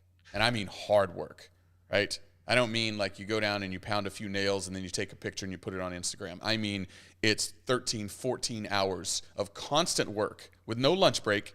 I'll throw a piece of pizza up to you or a sandwich or something. Here's a bottle of water. Keep pounding, right? Real work where there's blisters on your hands at the end of it, right? And your shoulders are aching. And guess what? Tomorrow we get to get up at 5 and go back out and do it again, right? Hard work. And the relentless sort of structure of gratefulness, right? Every time we have a rule in our house that if Alana asks for something, or if I offer her something, and she does anything but accept it with gratitude, and bear in mind she's 4.5, right? So we're already starting this, and we do it in a loving way. But if there is any other response, which kids, their response is always, no, I want 2, or I want that one, or da-da-da, or whatever, right? Or why can't, he has one, why can't I? Anything other than just grateful acceptance, it goes away. And, do you want this, bar, this fruit bar? Oh, can I have 2? Oh, sorry. You got to be grateful for Actually, I'll give him a chance first because I'm not a total dick. I'll be like, baby, what's a good response? When somebody offers you something, what's a good response if you want it? Thank you, Daddy. Okay, no problem. Or if it's, because sometimes her body will take over and it's like, I want 2. And I'm like, okay, baby, well, you know the rule. Like, if you have to be grateful for what you get, because there's so many people that don't have anything. Daddy didn't have anything growing up, right? And, you have to understand that being grateful for things is a superpower. And so right now we're going to put it back, and maybe you can try again later, right? And so, again, let me caveat by saying I have no idea what I'm doing as a parent.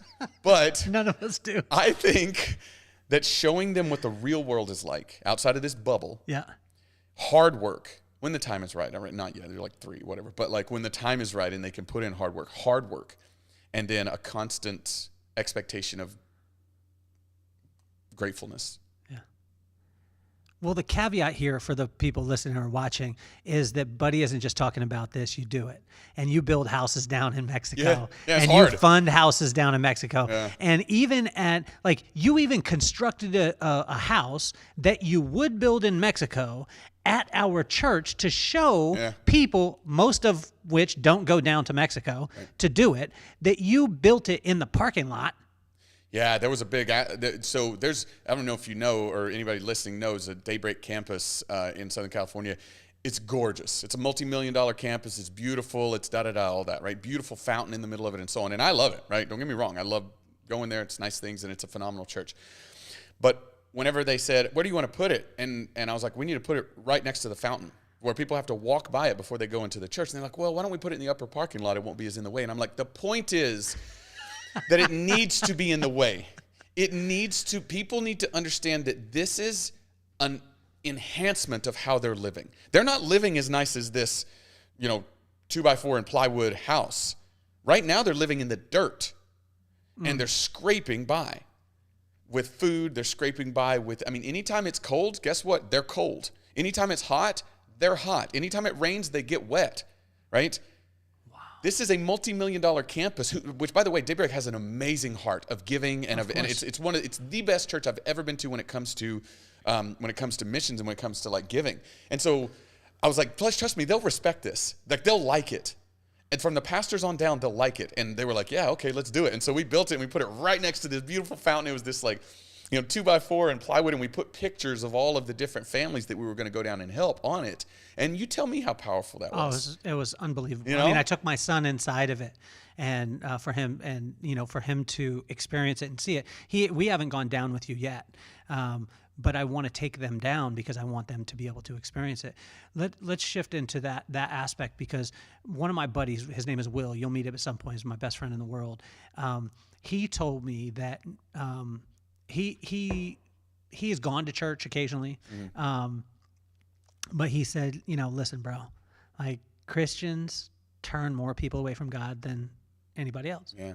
And I was like, that's actually true. I think he's right. What do you wish that Christians knew?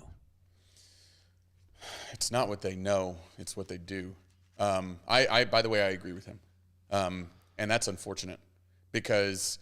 Like, what do you wish that Christians knew about themselves? Like a person saying, hey, I'm a God-fearing person. I'm a Jesus-fearing person. And when I see this, like, I get to experience you. And for those listening, I get to experience Buddy in a men's group, in a very small men's group, almost every Tuesday. And I see what my mom referred to as Jesus with skin, meaning that I see a Buddy that's not coming in, pounding a Bible over the top of my head, but is just living and living an example. The fact that you want to help people, you found, you sat on the top of the mountain and then the lightning hit you and you found your niche. That you're working inside that purpose, but you're giving. You're working. You're not like, oh, I'm walking in and showing you the perfect thing with my wife and kids. You're like, no, I'm working on this and I'm working towards it. So, I mean, what is that like? If you got a chance to be able to have all the Christian people sitting in a room, you had the microphone, you get to tell them 3 things, what would it be? Well, I'd say first, it's not about you. That's the biggest thing that I see is a lot of people will use their Christianity as the shiny armor that you should respect and that you should be impressed by, right? And bro, that is the inverse, the opposite of what it should be. It's not, being a Christian shouldn't be impressive about you, meaning I shouldn't be impressed by you because you're a Christian. I should be impressed by ultimately what your faith is doing for others and what your faith is doing for your life. And more importantly, like what I should be impressed by is how powerful and how amazing your God is. If I'm not a Christian, right? It shouldn't be about you, right? And so I think a lot of people they'll do 2 wrong things. They'll make it about themselves incorrectly and they'll make it about others incorrectly. And what I mean by others is they will use their Christianity as a microphone for a megaphone even for judgment. And it's like, okay, right? You shouldn't be living in sin out of wedlock, or you shouldn't be gay, or you shouldn't be fill in the blank of what I believe you're doing wrong in your life. And since coming from me, it's not as impressive. I believe that God believes that you are wrong. Whoa. Right? So that's what happens. And when I hear that from you, if I'm a non-believer and I hear that from you, I'm like, well, go fuck yourself and your God. Because that doesn't, you know what I'm saying? Like, you're not coming to me with love. Do you know what Jesus never did? He never condemned without love. He would tell people what they were doing wrong sometimes. Often not, but sometimes would. But did it out of love, right? He led with love. And if you look at all the great people throughout history that have created movements and that have, built great and wonderful constructs that have created value in so many people's lives, they do it because they love people.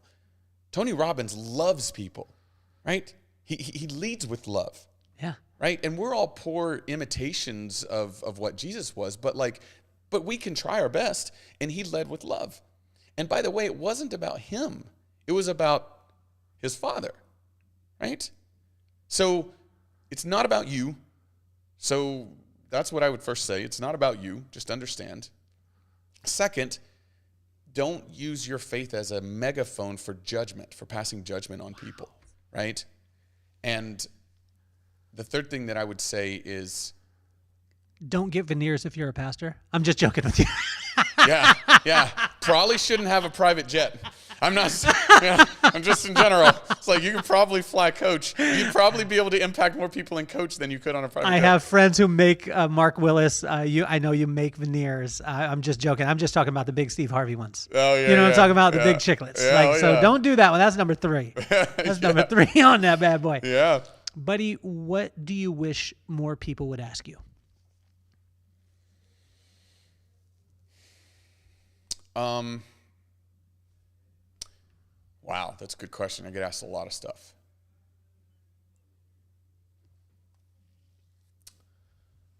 The thing that keeps coming back to mind is, how can I help? And the reason that I say that is not because I want people to help. It's because I would love for more people to understand the fundamental truth that if you can provide value first in someone's life, you will get all the value that you could ever want if you're dealing with the right people. I'll make that one caveat. So what I look at things, I use this analogy all the time. I look at it like an empty fireplace. I do not ask a fireplace to burn before I put wood in it. I will put in the chunks of wood, and then I expect fire. I provide value first, and then I expect heat. If you do that with the right people, I mean, I always do this. Every time I meet somebody new, the first thing I'm looking to do is hear their story, really hear it, and try to find ways to provide value, even in small things, right? Even if it's in making them laugh, right? Even if it's not like, oh yeah, meet this guy and now you got this huge business, right? Even if it's just being nice. What if it's just being nice? What if it's just being a friendly ear to somebody that needs it, right? That's all value. So provide value first instead of thinking about what you're going to get out of it. And understand that if you do that with the wrong people, you just need to like write that off. Like you will absolutely have, especially if you start growing on, like I know you've got a large audience and tons of people reach out to you and everything, and you have a huge amount of value that you can provide to people. Like to me, it's like lifelong type value, right? So if it's with the wrong person, don't resent it just because they just took all your value and ran. No, whatever, man. Like I do believe that part of our mission on earth is to try to create this earth as more like a little heaven, right? Mm-hmm. So if we can, while we're on this earth, do whatever we can to spread positive impact, to spread love, to, in my particular instance, to defend this way of life, right? And there's a ton of different ways that you can do it. But if we all collectively work together to try to make our world better, then wouldn't that our world be more like heaven? And so if you want to find a generalized sort of guide for your life, try to do that. Try to create value in people's lives and try to spread love. And the reason I say that is because if you do that with the right people, like you, when I provide value to you, it's like value avalanche back, right? Because that's who you are. That's who you're wired to be. But there are tons of people that I provide huge value to that are just like, thanks. And then they roll out and you never hear from them again. And that's okay. Right? So how'd you distill that? Because we had a conversation outside a couple weeks ago, and I told you, I said, I wish I could protect you.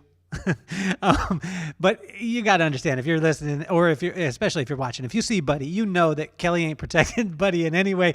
Buddy is I'm going to talk the garbage, and then Buddy's going to back me up. You know what I'm saying? So, but I told you I was going to protect you as far as people that I got in contact with you because you're so valuable to me. And I know the value that you bring to the world. How were you able to distill that? Because when you're a young kid and maybe you find it out, like when you started finding out that with White Feather, White Feather was you and your wife. Mm-hmm, okay. Yeah. And you start finding this stuff out. I don't know about you, but like I remember going to the Coke machine one time, and this isn't good, but I'm going to call myself out. I went to the Coke machine and I learned how to reach up in and pull that bad boy down. I was so excited. I told all my friends, I was like, look, you could get all the Cokes you want. I was overzealous. And then after a little bit of time, one time I came and there was no more Cokes in the Coke machine. And I was like, I'm only going to tell the right people. That's a terrible example. Exactly. I'm the worst at examples, man. I'm talking about stealing. You're talking about being a good Christian. Okay. So this is where I'm petty. And that's why I have to have friends like Buddy. But I'm saying but you catch my point, man. Yeah, sure. Okay. It's a horrible example. Thanks a lot for You're welcome. Breathing confidence into me. You don't need confidence. But I learned how to steal a Coke. I went and told all the people. They all stole the Coke. I didn't get any more Coke. Then I was like, I ain't telling nobody else about this secret. Mm-hmm. Sure. Well, that's a big, powerful one, right? Okay. That's a lot of people. So when did you distill? Like, how'd you start to distill and start to realize, like my buddy Mark Willis, who I just gave a shout out to, he's the Picasso of teeth. Like he looks at the whites of your eyes, he looks at your skin tone, and then he makes your veneers based off the color of who you are. It's the highest level, the highest level. So you can't even tell. No. And I don't introduce him to that many people because I know people be on the take. Sure. There's a large portion of the population that if I introduce them to Buddy Rushing, like intimately, they would be on the take. Yeah, of course. How did you distill, and how can a person distill as they go along? With still being the good Christian man, great husband, making a difference in the world, helping veterans to become financially free. I got this amazing heart. I built, houses down in Mexico. Is it okay to distill? Yes, you have to. You have to. And the reason is because for every person that I talk to who is a time waster, that's time that I cannot dedicate to somebody that desperately needs what I'm going to introduce them to. Okay, so that's the way I look at it. Because if you just say, oh, well, if you do one thing and if you just open up your doors, most of your time will be wasted, like without question. And you have to learn this by trial and error. I've had many, many conversations that were waste of time, right? And so you learn this over trial and error. And that's what I would say if you're finding your place and, even if you're not, like,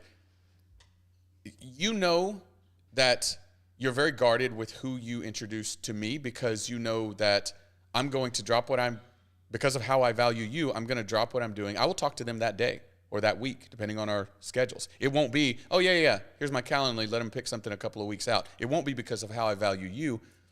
And you also know that if you introduce too many time wasters, then I'm going to be like, well, the last couple times Kelly introduced that, I still love you, but like maybe I'll give them time in a couple weeks. Because you have to learn to say no, and you have to learn to guard your time. Because you, me, Elon Musk, Steve Wynn, we all have 24 hours in a day. We have the exact same amount of time, 86,400 seconds every single day. And what you do with those ultimately determines your course in life. So if you're spending that with time with people that are just tire kickers, or they're just wasting your time, or they're even worse, sycophants and strap hangers, what you'll find, and I know that you've experienced this because you're just this like cool dude and you've got this great brand and it's like you wrote a book and you've got like celebrity friends and it's like you got a podcast and all that stuff. So guaranteed you've got people that just want to be around you because they're fans or whatever. And there's nothing wrong with fans, I guess. But I would never want fans, right? I honestly, and there's a reason that I have resisted getting into certain elements of media that produce fans. And I don't, there's certain things you can do like in social media and various things. And if you present yourself properly, you won't get fans. You'll get, students or business partners or friends or whatever. That's different than fans. Right? And I have no desire, my wife and I have no desire whatsoever to develop a fan base because that's not going to move forward the mission of helping military people create financial freedom. Wow. Because in my opinion, for me to get a fan base, all it's going to do is try to feed my ego, but not the positive parts of my ego, only the negative parts that make me think that I'm responsible for all this, that it's not a gift from God and that it's not by His grace that my heart is still beating.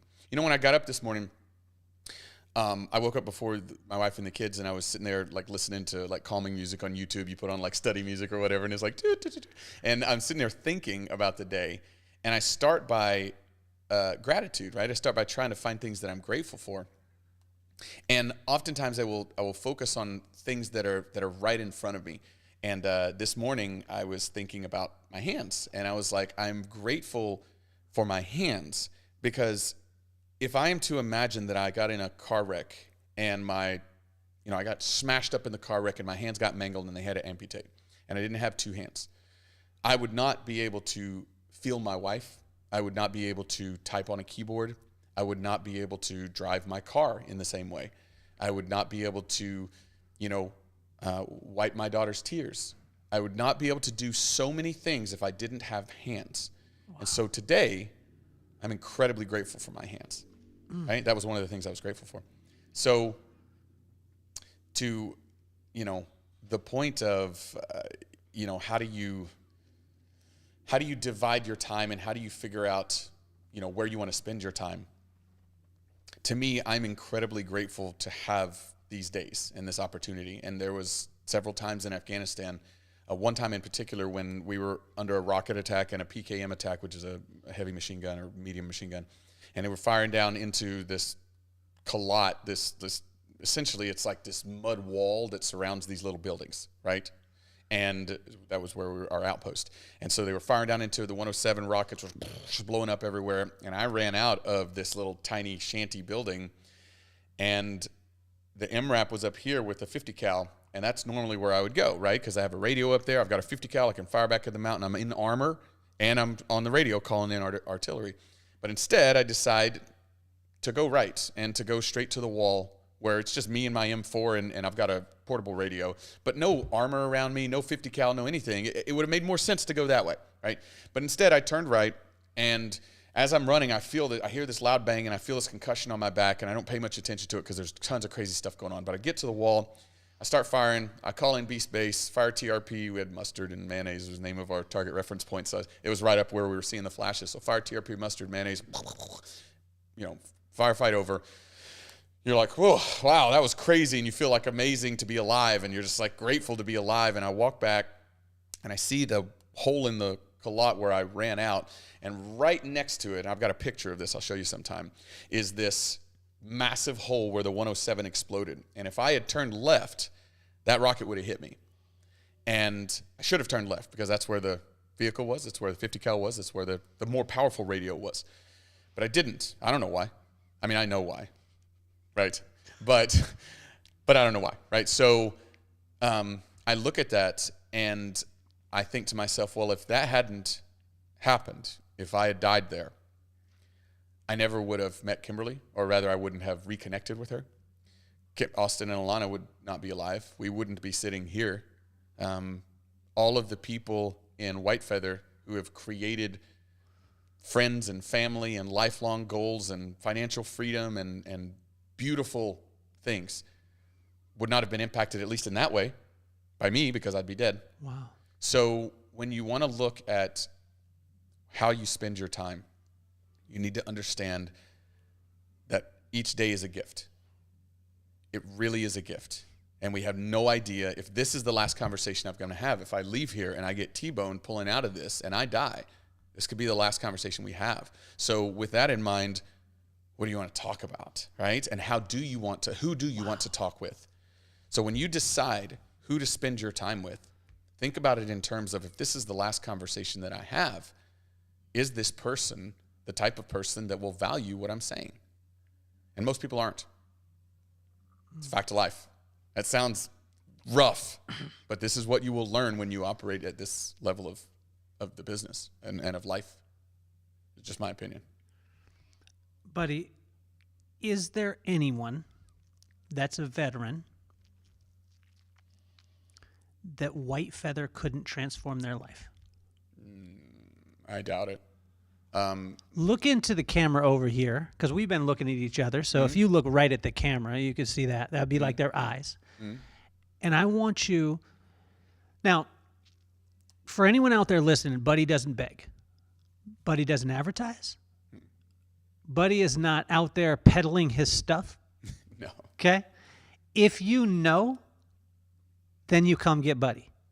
If you want to be the best, you come get Buddy. If you don't, Buddy has never come to me and been like, Kelly, there's been like 1,000 people that didn't even choose me. I'm so sad. Can you console me? Yeah, sure. Look into the camera there and talk to the veterans about how their life can truly change by seeing things and becoming aware of a mindset that most of us have never been a part of. Yeah, I think what I will say first is there is a certain type of person that decides to serve. We are 100% volunteer military, and we have been for a generation. So there are none of you listening to this, with the exception of some of the older dudes that were in Vietnam, that were drafted. The vast majority listening to this are volunteer, which means, and by the way, even if you were drafted, you could have dodged the draft. So in a way, you did agree to it. So for everyone who decides to put themselves into a situation where they can be put in between war and their home, and they can potentially, most of us are young whenever we're there, so they can potentially lose the rest of their life. And in some cases, depending on what you believe, you may believe that that's all you have is the rest of your life. So you're willing to potentially give that up for someone else. That is a special type of person, and that is the premise and the thesis on which White Feather is founded. That those types of people, the type of people that are willing to put themselves in a situation for their fellow man and women where they could die, they're the type of people that can contribute greatly to our society. And right now, you should just ask yourself if you're living the greatest possible version of what you're capable of living. And if the answer is yes, awesome. I can't really help you, but I'd love to get to know you because I'm not. And I would love to learn from you. But if you're not living the greatest possible version of what your gifts and talents suggest that you can have, then absolutely, without question, you need to start surrounding yourself with people that pull you up. You need to start understanding the amazing possibilities that exist in America right now. It is let me just be specific, right? Number one, we are in the most peaceful and abundant time in human history. And if you want to read Steven Pinker's Angels of Our Better Nature, if you want to read Peter Diamandis' Abundance, read those books. If you don't have time to read a book, listen to the Exponential Wisdom podcast by Diamandis and Sullivan. It will change your life because you need to understand what actually is happening right now. It is an amazing time of abundance. It is an amazing time of peace and prosperity, regardless of what you see on the news. In fact, in direct contrast to what you see on the news, because the news is just about like selling. They're just about selling, ads. And so they if it bleeds, it leads. All you do is focus on the things that are negative. But guess what? The things that are negative don't change your life in a positive way. How can they? All they do is make you feel small and anxious. So instead, we don't do that. We focus on things that are abundant. We focus on things that are opportunity. I believe, and I've believed this in several different ways over the past several years, and every time I believe something like this, I launch a business and it's successful. I've also launched businesses that are not successful, so I'm not saying that I'm not saying that that's a given. What I'm saying is I believe that there is a generational opportunity in America right now for normal people, average people, to build generational wealth. That's the thesis on which White Feather is founded, and that's why we have 500 people now, all of which I know personally, all of which I vet personally. So this is, please, I hope this podcast doesn't result in thousands of people reaching out to me because that's not our business model. So, but in our collective group, over the last 5 years, we have purchased over $1 billion of real estate. And this is not, we plugged into a mutual fund and they went and bought a REIT. And no, this is single family rentals in the Midwest. This is small apartment complexes. This is Jacksonville short-term rentals. This is using our primary loan to VA house hack. This is normal people stuff. But collectively, a group of around 400, there's about 100 vendors and about 400 White Feather investors, have purchased over $1 billion of real estate. Do the math on that. And it's all cash flowing real estate, all of it. It's all rental real estate. So this isn't us speculating or trying to do all that stuff, right? There is more opportunity, way more opportunity coming in 2023 than we've experienced in the last several years. So what I would suggest is surround yourself with people that'll lift you up, that are focusing on things that can help improve your life. Because when you can get to a point where your financial freedom allows you to do whatever it is you want with your day instead of what you have to do with your day, then all of those talents and all of those things that drove you to actually serve your country, you can unleash in a positive way in your community. That's what I'm doing. That's what I'm working toward. And that's what the whole point of everybody in White Feather is. Because I believe that if we can create a large enough group of people that are doing that are building generational wealth and financial freedom, and then bringing people along with them while directing their talents into providing value in their communities, we can have a ripple effect across the nation. Why not? Why couldn't we? So the thing, though, that stands in between you and every excuse and every dream and every aspiration that you have is action. That's it.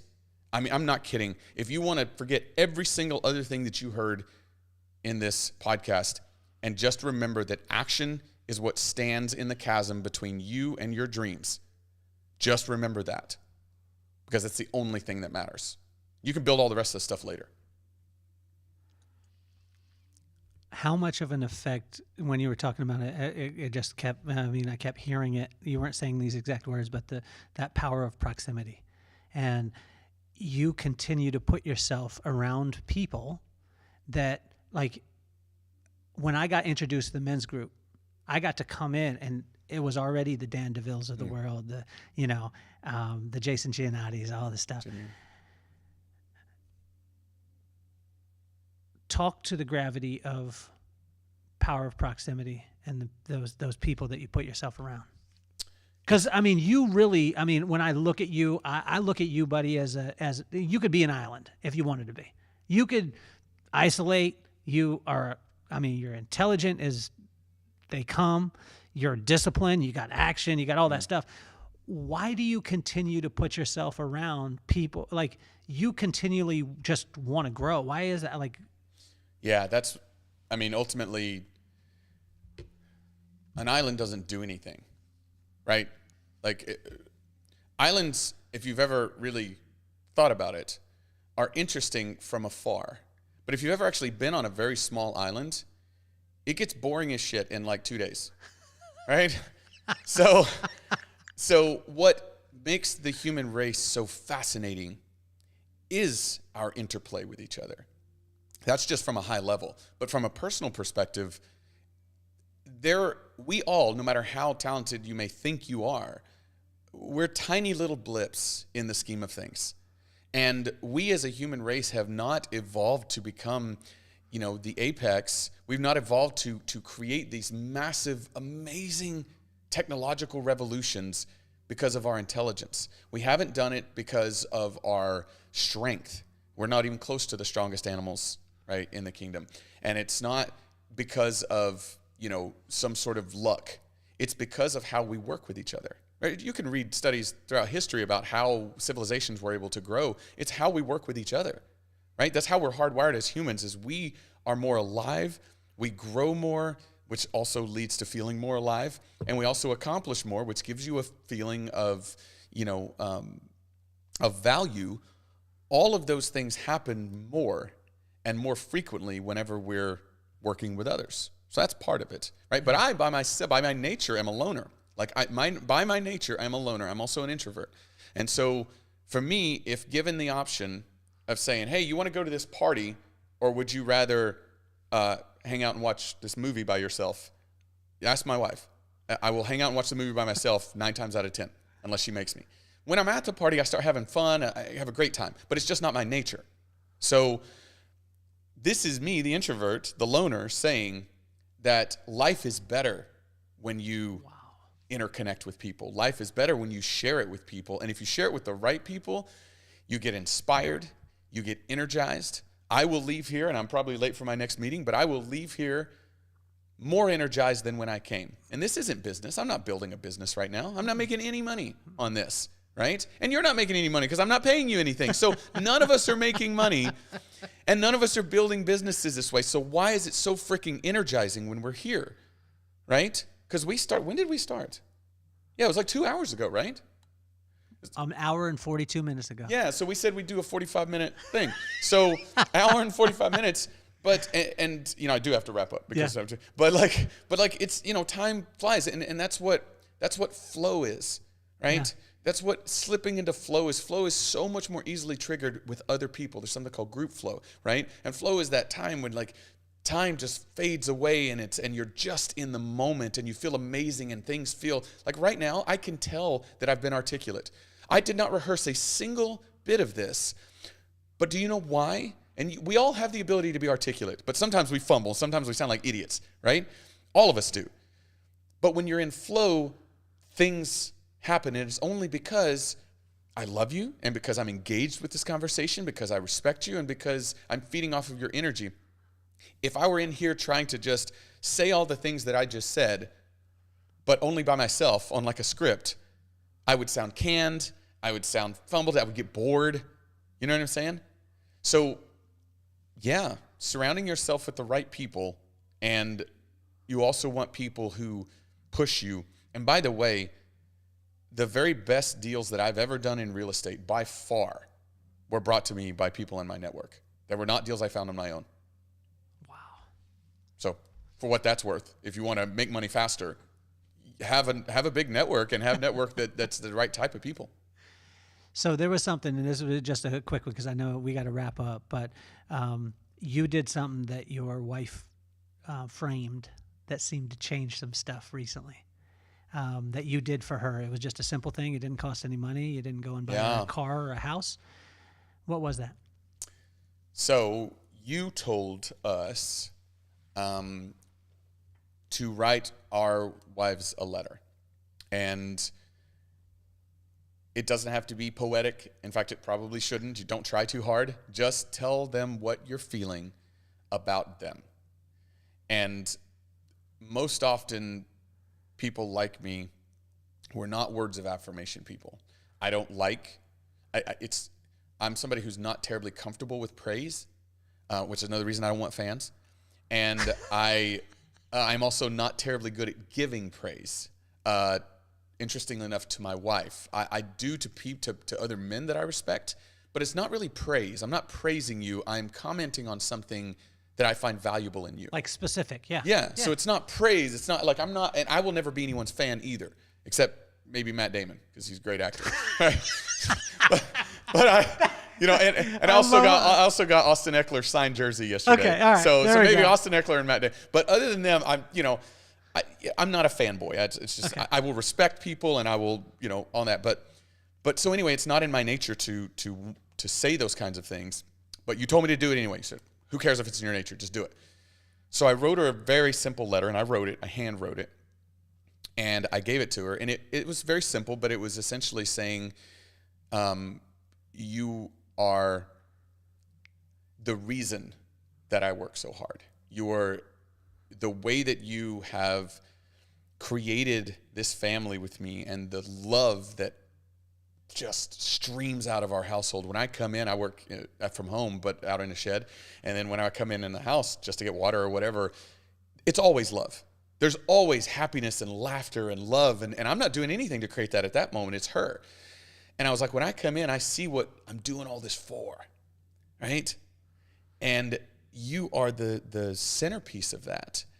And she's somebody who was told she couldn't have children. And she's also somebody who has always struggled with the idea of if she would even be a good mother. And I'll just give you the bottom line, like the newsflash. She is an incredible mother, And I told her that in the letter. And then I waited till she was in the other room, and I kind of slipped it in her purse. And she found it later that night when she was leaving she was having a girls' small group. And she was leaving later that night. And it blew her away. It was very simple, but it blew her away. Number one, because it's not in my nature to do that. And two, I think because it showed her that she is doing a great job.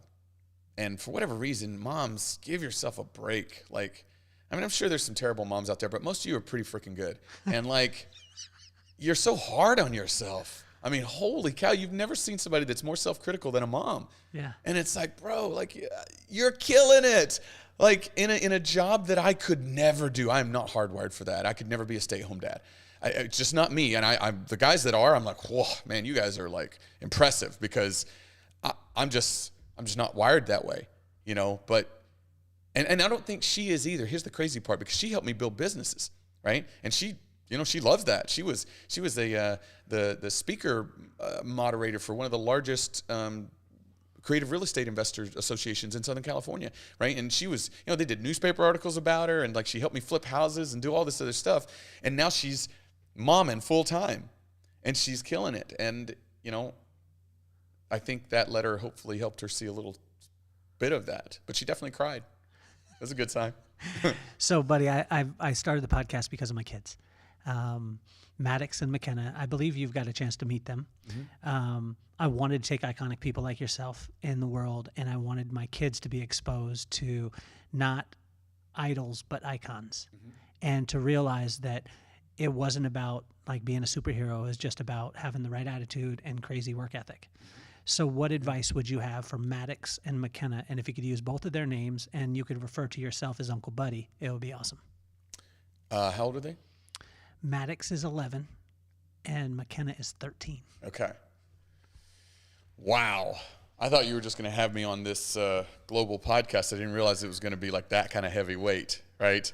That's a serious question too. Well, the crazy thing is, and I've never said this before, but I'm creating a network for my kids right now at 11 and 13, and to have a catalog of people in a network that will there's no way, I mean, not to say that there's a safety net and there's no, but you can imagine the people that I'm exposing them to, but every one of those people is giving my kids advice by name. Yeah. Okay. Uncle Buddy. Say All Uncle right. Buddy first. Yeah. All right. Well, Uncle Buddy here. And this Maddox and McKenna. I think we'll start with McKenna since you're a little bit older. And I will tell you that I have a 5-year-old girl right now, and she is the center of my universe. And I see my job as, I mean, this is the greatest calling that someone can have, is to help her become the woman that she can be. And I know that your dad, who is an incredibly powerful and well-connected and amazing individual, is doing all of this for that reason for you. And I can tell you that you have a specific set of skills and you have a specific set of gifts that God gave you that nobody else has. And it's up to you to figure that out. Now, you got some help. You know, your dad can help you figure it out. I'm happy to talk to you about it and so on. But you have a specific set of skills and gifts that nobody else has. And I believe that it's up to you and up to all of us to help you develop those and grow into the powerful world changer that you can be. And even if that world-changing aspect is just spreading love in your small corner of it, that is what ultimately life is about. And you're surrounded by people who can help. So don't get overwhelmed. None of us know what we're doing. But we can all hack away at it. And I'm a big Rocky fan, like I told you. So even if you don't know who Rocky is, because he was way back in the day, you should watch the movie with your dad. And there's a part in it where he says, just keep punching, Apollo. And what that means essentially is you don't have to have all the answers. You don't have to worry about getting knocked down. You don't have to worry about failing. You don't have to worry about shame and embarrassment, and all those things will come. But they're just a part of life. Who cares? Just keep punching. And for Maddox, what I will tell you is you have inherited about the coolest dad that anybody could have. I will tell you this, just in general. He's the coolest person that I know, and I know a lot of people. And one of the things that makes him the greatest is that it's not about him. It's about the people that he loves. And he created this whole thing for you guys. He created this whole thing so that he could pull together all of the people that he knows. And he has a vast network of people, like some of the highest names, it's ridiculous, some of the ridiculous names of people that he knows, people that have accomplished billion-dollar businesses and so on. But he's using that to pull all of it together so that we can all try to impart wisdom for you. I've never heard of somebody doing that for their kid. And so what I would say to you is, that's great, and use that for what you can, but ultimately, this is your course. This is your life, and you're the only one that gets to live it. And it's between you and God what kind of man you become. Ultimately, your dad can give his input, I can give my input, your sister and your mom and all of the other friends, they can all give their input. But the type of man that you become, the one that you'll be proud of, the one that you'll be happy to be, the one that God will be proud of, is ultimately between the two of you. So take our advice or don't, but ultimately listen to your heart, which is another way of saying listen to God. Buddy, I can't thank you enough, man. I mean, it has been absolutely amazing. I kept you longer, but I tell you, this is the quickest 2 hours I've ever had in my life. Absolutely. It has been absolutely phenomenal for every single person out there that's listening. I want to thank every one of you because No paid advertisements. You hear me say it all the time. No paid advertisements. We never ran any ads. We never done anything like that. But because you listen, because you share, you put us in the top 1% globally of all podcasts. Jeez. And also, too, we just got word in the other day that we're in the top 5 most shared podcast globally in the world. Jeez. And that's because of you. That. And people told me that you have to do it this way. You have to have this many minutes. You have to do this stuff. And I said, I don't really want to do that. We want to go at it the way that God will have us to do it. And because of every single one of you, Sharon, and that, it's been absolutely incredible. So I want to thank you from the bottom of my heart. All of our sponsors, thank you for riding with us from the beginning. And it's amazing. I promise the next time I won't keep, well, I probably will keep you for 3 hours next time. But I told Buddy that I want to have him on more and more because there's so many blind spots in not only in the real estate, because I hope people understand that you are not white feather. Mm-hmm. You're Buddy, who happens to be an amazing human being who is helping people and helping veterans to become financially free. Mm. But you're a phenomenal, phenomenal human being that we can all learn from in all aspects. And that, to me, man, it just absolutely blows me away, and I want to thank you for that. I appreciate that. That's powerful. Said, appreciate the compliment. I'm not good with compliments, but thank you. Buddy, you're officially off the hot Excellent. seat.